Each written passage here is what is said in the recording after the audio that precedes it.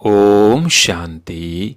आज 6 जनवरी 2025 की साकार मुरली।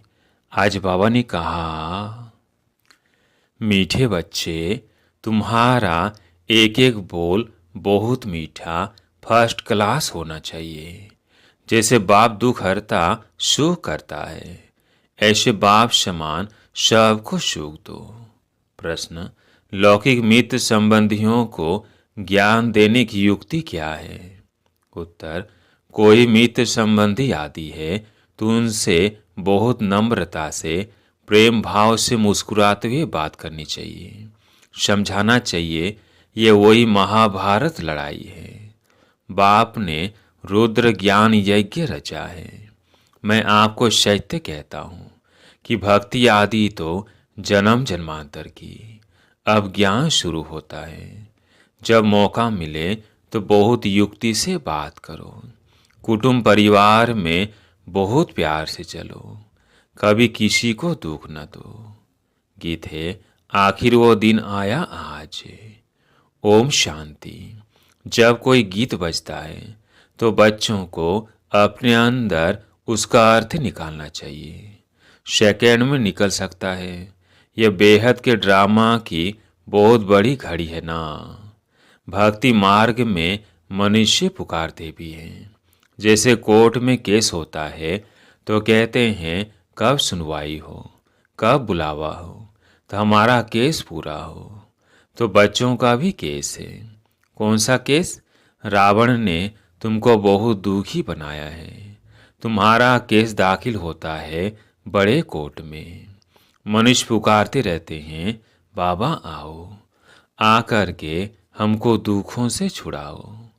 एक दिन सुनवाई तो जरूर होती है। बाप सुनते भी है, ड्रामानुसार आते भी है, बिल्कुल पूरे टाइम पर। उसमें एक सेकंड का भी फर्क नहीं पड़ सकता है। बेहद की घड़ी कितनी एक्यूरेट चलती है। यहाँ तुम्हारे पास ये छोटी घड़ियाँ भी एक्यूरेट नहीं चलती है। यज्ञ का हर कार्य एक्यूरेट होना चाहिए।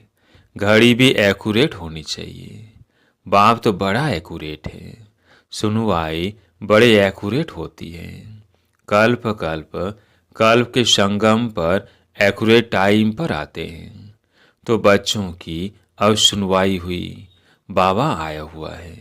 अभी तुम सबको समझाते हो। आगे तुम भी नहीं समझते थे कि दुख कौन देता है। अभी बाप ने समझाया है, रावण राज्य शुरू होता है द्वापर से। तुम बच्चों को मालूम पड़ गया है। बाबा कल्प कल्प संगम युग पर आते हैं। यह बेहद की रात। शिव बाबा बेहद की रात में आते हैं। श्री कृष्ण की बात नहीं। जब घोर अंधियारे में अज्ञान नींद में सोए रहते हैं तब ज्ञान सूर्य बाप आते हैं बच्चों को दीन में ले जाने। कहते हैं मुझे याद करो, क्योंकि पति से पावन बनना है। बाप ही पतित पावन है। वह जब आए तब तो सुनवाई हो। अब तुम्हारी सुनवाई हुई है। बाप कहते हैं मैं आया हूँ पतितों को पावन बनाने। पावन बनने का तुमको कितना सहज उपाय बताता हूँ। आजकल देखो साइंस का कितना जोर है। एटॉमिक बॉम्ब शादी का कितना जोर से आवाज होता है। तुम बच्चे साइलेंस के बल से इस साइंस पर जीत पाते हो। साइलेंस का योग भी कहा जाता है। आत्मा बाप को याद करती है, बाबा आप आओ तो हम शांति धाम में जाकर निवास करें। तो तुम बच्चे इस योग बल से, साइलेंस के बल से साइंस पर जीत पाते हो। शांति का बल प्राप्त करते हो। साइंस से ही यह सारा विनाश होने का है। साइलेंस से तुम बच्चे विजय पाते हो। बाहुबल वाले कभी भी विश्व पर जीत पा नहीं सकते। यह पॉइंट से भी तुमको प्रदर्शनी में लिखनी चाहिए। दिल्ली में बहुत सर्विस हो सकती है, क्योंकि दिल्ली है सबका कैपिटल। तुम्हारी भी दिल्ली कैपिटल होगी। दिल्ली को ही परिस्तान कहा जाता है। पांडवों के किले तो नहीं है। किला तब बांधा जाता है जब दुश्मन चढ़ाई करते हैं। तुमको तो किले आदि की दरकार रहती नहीं। तुम जानते हो, हम साइलेंस के बल से अपना राज्य स्थापन कर रहे हैं। उन्हों की है आर्टिफिशियल साइलेंस और तुम्हारी है रियल साइलेंस। ज्ञान का बल शांति का बल कहा जाता है। नॉलेज है पढ़ाई, पढ़ाई से बल मिलता है। पुलिस सुप्रिटेंडेंट बनते हैं, कितना बल रहता है। वह सब है जिस्मानी बातें, दुख देने वाली। और तुम्हारी हर बात रूहानी है। तुम्हारे मुख से जो ही बोल निकलते हैं वह एक एक बोल ऐसे फर्स्ट क्लास मीठे हो जो सुनने वाला खुश हो जाए। जैसे बाप दुख हरता सुख करता है, ऐसे तुम बच्चों को भी सबको सुख देना है। कुटुंब परिवार को भी दुख आदि न हो।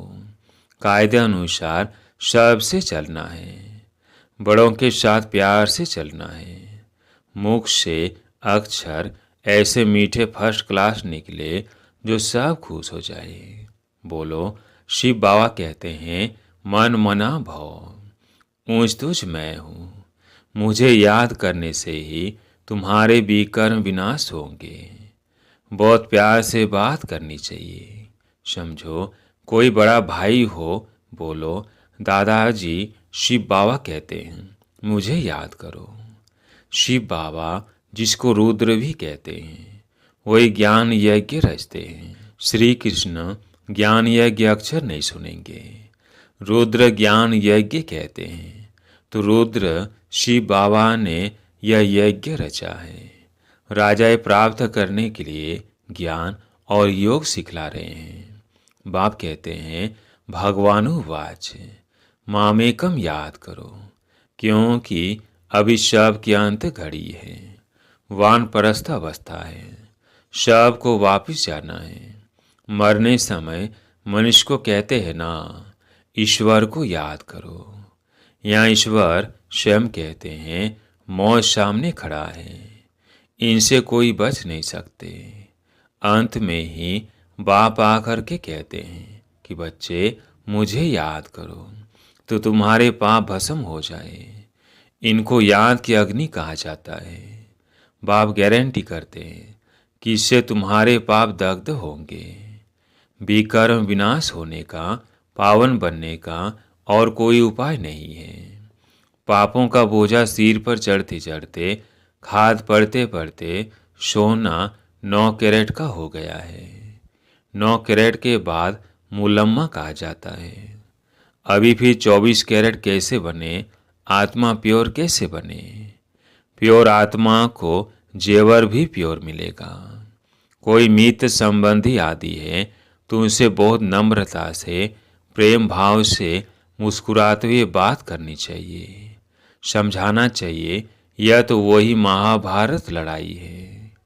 यह रुद्र ज्ञान यज्ञ भी है। बाप द्वारा हमको सृष्टि के आदि मध्य अंत की नॉलेज मिल रही है और कहाँ भी यह नॉलेज मिल ना सके। मैं आपको सत्य कहता हूँ, यह भक्ति आदि तो जन्म जन्मांतर की है। अब ज्ञान शुरू होता है। भक्ति है रात और ज्ञान है दिन। सतयुग में भक्ति होती नहीं। ऐसे ऐसे युक्ति से बात करनी चाहिए। जब कोई मौका मिले, जब तीर मारना होता है तो समय और मौका देखा जाता है। ज्ञान देने की बड़ी युक्ति चाहिए। बाप युक्तियाँ तो सबके लिए बताते रहते हैं। पवित्रता तो बड़ी अच्छी है। यह लक्ष्मी नारायण हमारे बड़े पूज्य है ना। पूज्य पावन फिर पुजारी पतित बने। पावन की पतित बैठ पूजा करे, यह तो शोभता नहीं है। कई तो पति से दूर भागते हैं। बल्लभाचारी कई पाँव को छूने नहीं देते। समझते हैं यह छीछी मनुष्य है। मंदिरों में भी हमेशा ब्राह्मण को ही मूर्ति छूने का अलाव रहता है। शूद्र मनुष्य अंदर जाकर छू न सके। वहाँ ब्राह्मण लोग ही उनको स्नान आदि कराते हैं और कोई को जाने नहीं देते। फर्क तो है ना। अब ये तो है कुक वंशावली ब्राह्मण, तुम हो मुग वंशावली सच्चे ब्राह्मण। तुम उन ब्राह्मणों को अच्छा समझा सकते हो कि ब्राह्मण दो प्रकार के होते हैं। एक तो है प्रजापिता ब्रह्मा के मुग वंशावली और दूसरे हैं कुक वंशावली। ब्रह्मा के मुग वंशावली ब्राह्मण है ऊंच तो चोटी। यज्ञ रचते हैं तो ही ब्राह्मणों को मुकर्रर किया जाता है। या फिर है ज्ञान यज्ञ, ब्राह्मणों को ज्ञान मिलता है जो फिर देवता बनते हैं। वर्ण भी समझाए गए हैं। जो सर्विसुल बच्चे होंगे उन्हें सर्विस का सदैव शौक रहेगा। कहाँ प्रदर्शनी होगी तो झट सर्विस पर भागेंगे। हम जाकर ऐसे से पॉइंट से समझाए। प्रदर्शनी में तो प्रजा बनने का विहंग मार्ग है। आप ही ढेर के ढेर आ जाते हैं तो समझाने वाले भी अच्छे होने चाहिए। और कोई ने पूरा नहीं समझाया तो कहेंगे बीके के पास यही ज्ञान है। डिश सर्विस हो जाती है। प्रदर्शनी में एक ऐसा चुस्त हो जो समझाने वाले गाइड्स को देखता रहे। कोई बड़ा आदमी है तो उनको समझाने वाला भी ऐसा अच्छा देना चाहिए। कम समझाने वालों को हटा देना चाहिए। सुपरवाइजर करने पर एक अच्छा होना चाहिए। तुमको तो महात्माओं को ही बुलाना है। तुमसे बतलाते हो कि बाबा ऐसे कहते हैं। ऊंच तुझ भगवान है, वही रचयिता बाप है, बाकी सब है उनकी रचना। वर्षा बाप से मिलेगा, भाई भाई को वर्षा क्या देगा। कोई भी सुखधाम का वर्षा दे न सके, वर्षा देते ही हैं बाप। सर्व का सदगति करने वाला एक ही बाप है, उनको याद करना है। बाप खुद आकर गोल्डन एज बनाते हैं, ब्रह्मातन से स्वर्ग स्थापन करते हैं। शिव जयंती मनाते भी हैं, परंतु वह क्या करते हैं यह सब मनुष्य भूल गए हैं। शिव बाबा ही आकर राजयुग सिखलाए वर्षा देते हैं। 5000 वर्ष पहले भारत स्वर्ग था। लाखों वर्ष की तो बात ही नहीं है। तिथि तारीख सब है, इनको कोई खंडन कर न सके। नई दुनिया और पुरानी दुनिया आधा आधा चाहिए। वो सतयुग की आयु लाखों वर्ष कह देते तो कोई हिसाब हो नहीं सकता। स्वास्तिका में भी पूरे 4 भाग हैं। 1250 वर्ष हर युग में बांटे हुए हैं। हिसाब किया जाता है ना। वो लोग हिसाब तो कुछ भी जानते नहीं, इसलिए कौड़ी तुल्य कहा जाता है। अब बाप हीरे तुल्य बनाते हैं। सपति थे, भगवान को याद करते हैं। उन्हों को भगवान आकर ज्ञान से गुल गुल बनाते हैं। तुम बच्चों को ज्ञान रत्नों से सजाते रहते हैं, फिर देखो तुम क्या बनते हो। तुम्हारी एम ऑब्जेक्ट क्या है। भारत कितना सिरताज था, सब भूल गए हैं। मुसलमानों आदि ने भी कितना सोमनाथ मंदिर से लूटकर मस्जिदों आदि में हीरे आदि जाकर लगाए हैं। अभी उनकी तो कोई वैल्यू भी कर नहीं सकते। इतनी बड़ी बड़ी मणियां राजाओं के ताज में रहती थी, कोई तो करोड़ की, कोई 5 करोड़ की। आजकल तो सब इमिटेशन निकल पड़ी है। इस दुनिया में सब है आर्टिफिशियल पाए का शौक, बाकी है दुख। इसलिए सन्यासी भी कहते हैं काग बिष्ट समान सुख है। इसलिए वह घर बार छोड़ते हैं, परंतु अब तो वह भी तमो प्रधान हो पड़े हैं। शहर में अंदर घुस पड़े हैं, परंतु अब किसको सुनाए। राजा रानी तो है नहीं, कोई भी मानेगा नहीं। कहेंगे सब की अपनी अपनी मात है, जो चाहे सो करे। संकल्प की सृष्टि है। अब तुम बच्चों को बाप गुप्त रीति पुरुषार्थ कराते रहते हैं। तुम कितना सुख भोगते हो। दूसरे धर्म भी पिछाड़ी में जब वृद्धि को पाते हैं तब लड़ाइयाँ आदि खींचपीट होती है। पौना समय तो शोक में रहते हो। इसलिए बाप कहते हैं तुम्हारा देवी देवता धर्म बहुत सुख देने वाला है। हम तुमको विश्व का मालिक बनाते हैं और धर्म स्थापक कोई राजा ही नहीं स्थापन करते हैं। वो सदगति नहीं करते, आते हैं सिर्फ अपना धर्म स्थापन करने। वह भी जब अंत में तमो प्रधान बन जाते हैं तो फिर बाप को आना पड़ता है शतो प्रधान बनाने। तुम्हारे पास सैकड़ों मनुष्य आते हैं परंतु कुछ भी समझते नहीं। बाबा को लिखते हैं फलाना बहुत अच्छा समझ रहा है, बहुत अच्छा है। बाबा कहते हैं कुछ भी समझा नहीं है। अगर समझ जाए बाबा आया हुआ है, विश्व का मालिक बना रहे हैं, बस उसी समय मस्ती चढ़ जाए, फौरन टिकट लेकर यह भागे। परंतु ब्राह्मणी की चिट्ठी तो जरूर लानी पड़े बाप से मिलने लिए।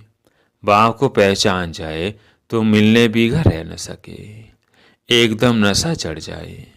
जिन्हें नशा चढ़ा हुआ होगा उन्हें अंदर में बहुत खुशी रहेगी। उनकी बुद्धि मित्र संबंधियों में भटकेगी नहीं, परंतु बहुतों की भटकती रहती है। गृहस्थ व्यवहार में रहते कमल फूल समान पवित्र बनना है और बाप की याद में रहना है बहुत सहज। जितना हो सके बाप को याद करते रहो। जैसे ऑफिस से छुट्टी लेते हैं वैसे धंधे से छुट्टी पाकर एक दो दिन याद की यात्रा में बैठ जाओ। घड़ी घड़ी याद में बैठने के लिए अच्छा सारा दिन व्रत रख लेता हूँ बाप को याद करने का। कितना जमा हो जाएगा, विकर्म विनाश होंगे। बाप की याद से ही शतो प्रधान बनना है। सारा दिन पूरा योग तो किसका लग भी न सके।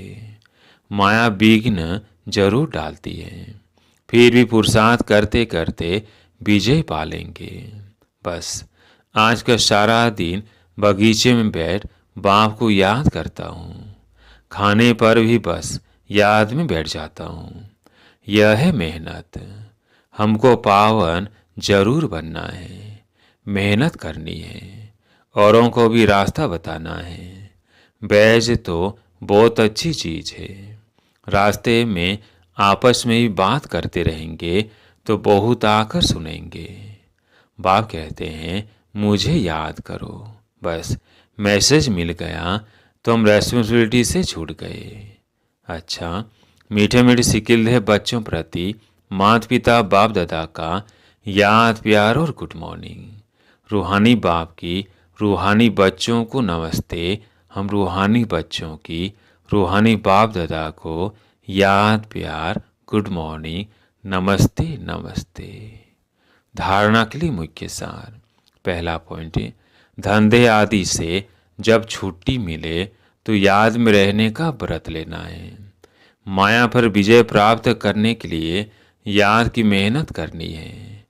दूसरा पॉइंट है बहुत नम्रता और प्रेम भाव से मुस्कुराते हुए मित्र संबंधियों की सेवा करनी है।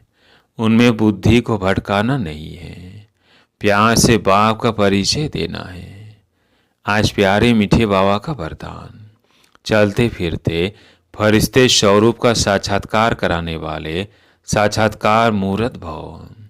चलते फिरते फरिश्ते स्वरूप का साक्षात्कार कराने वाले साक्षात्कार मूर्त भव। जैसे शुरू में चलते फिरते ब्रह्मा गुम होकर श्री कृष्ण दिखाई देते थे, इसी साक्षात्कार ने सबको छुड़ा दिया। ऐसे साक्षात्कार द्वारा अभी भी सेवा हो। जब साक्षात्कार से प्राप्ति होगी तो बनने के बिना रह नहीं सकेंगे। इसलिए चलते फिरते फरिश्ते स्वरूप का साक्षात्कार कराओ। भाषण वाले बहुत हैं, लेकिन आप भाषण देने वाले बनो, तब समझेंगे ये अल्लाह लोग हैं। स्लोगन सदा रूहानी मौज का अनुभव करते रहो तो कभी भी मुझेंगे नहीं। सदा रूहानी मौज का अनुभव करते रहो तो कभी भी मूझेंगे नहीं। आज का पॉइंट है, अपनी शक्तिशाली मनसा द्वारा सकाश देने की सेवा करो। आप अपने दिल की शुभ भावनाएं अन्य आत्माओं तक पहुंचाओ। साइलेंस की शक्ति को प्रत्यक्ष करो। हर एक ब्राह्मण बच्चे में यह साइलेंस की शक्ति है। सिर्फ इस शक्ति को मन से तन से मर्ज करो। 1 सेकंड में मन के संकल्पों को एकाग्र कर लो तो वायुमंडल में साइलेंस की शक्ति के प्रकंपन स्वतः फैलते रहेंगे। अच्छा, ओम शांति।